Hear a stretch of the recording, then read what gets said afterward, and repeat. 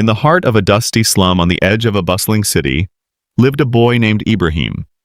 He was born into poverty, the kind of poverty that leaves your stomach empty and your dreams even emptier.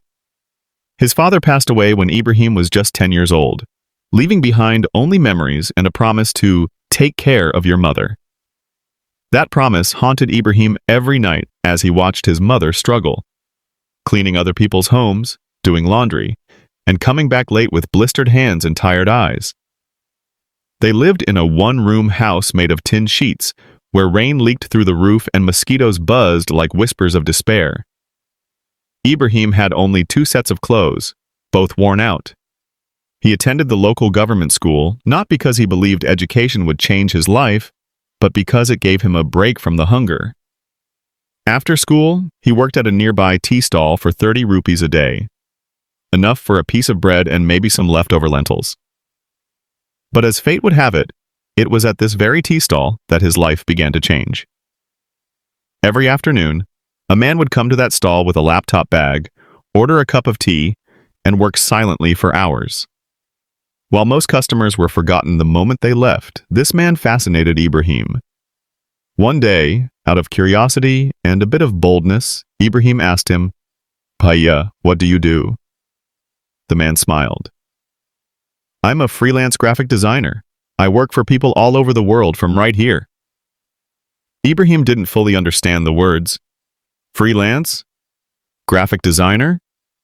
But the idea that someone could earn money by working on a laptop from a tea stall stuck with him.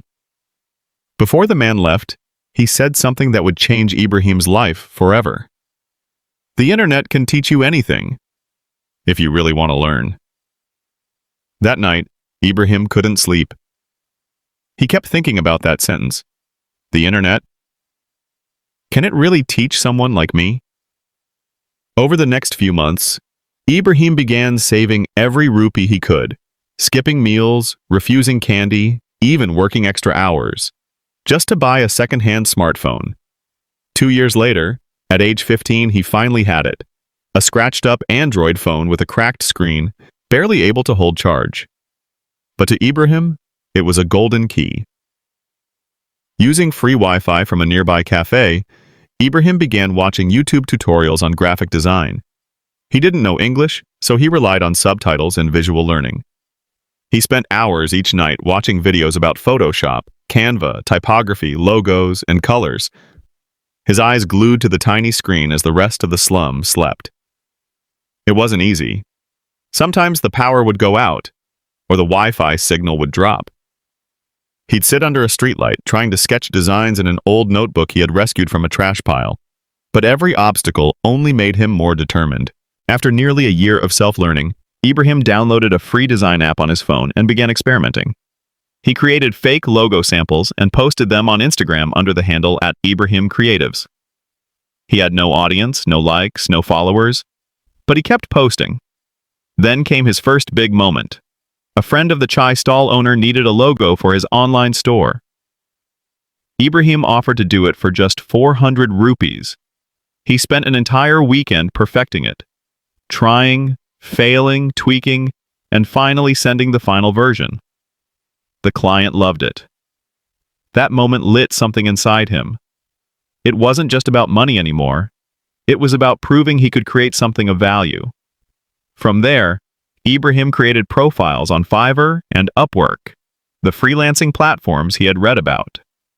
He applied for every small job he could find, even if the pay was only $5. Every project, no matter how small, was an opportunity to learn, grow, and build trust. Some clients rejected him. Some ghosted him. But some gave him a chance. And that was all he needed. Within a year, he was earning enough to stop working at the tea stall.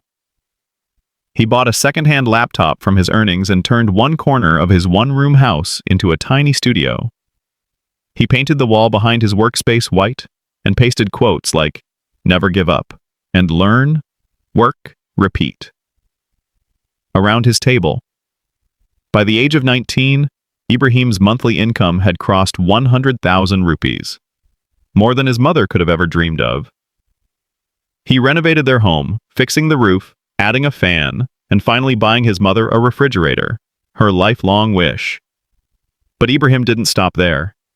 He remembered the little boy who once sat under a streetlight with a broken phone.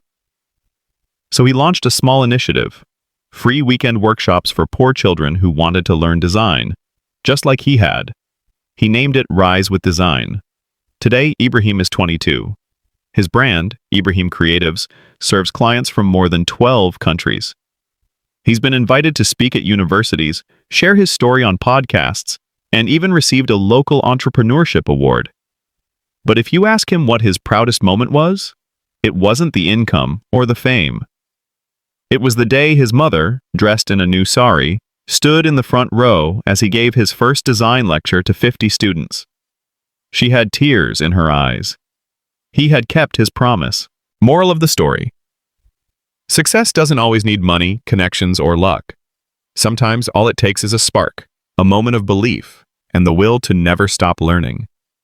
If Ibrahim can rise from the dust with nothing but a dream, what's stopping you? Like, share, and subscribe for more real stories that inspire.